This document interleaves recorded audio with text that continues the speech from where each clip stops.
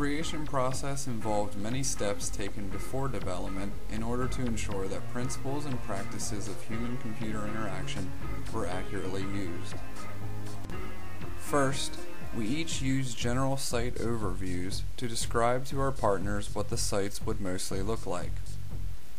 We included reference websites that we roughly modeled ours after. And we described some key components that we'd like to include on the site. We then created user profiles, scenarios, and usability tests to ensure the HCI principles would be taken into account during development. User profiles were generalizations made about the typical intended users of the websites. They described their abilities and expectations. User scenarios took it a step further and placed a potential user in a situation where he or she would use that particular website. Seeing how a person would interact with a site in a particular situation helps the developer see each page through the user's eyes. Usability tests took actual people and provided them with tasks to accomplish on the rough drafts of the website.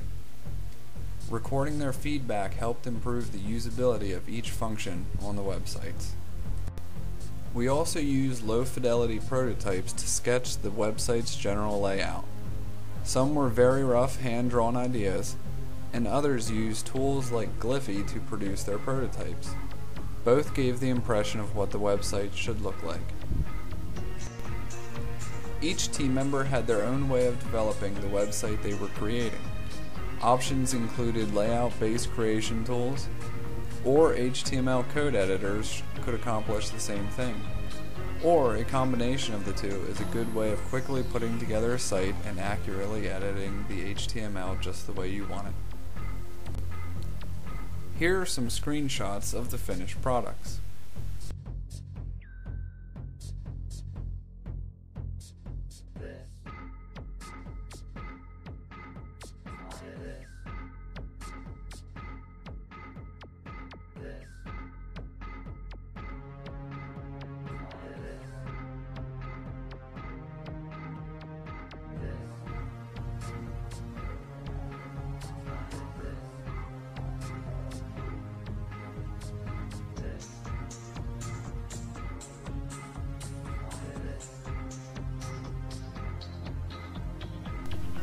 And finally, we created a team portal to bring all of the sites together, including the group paper.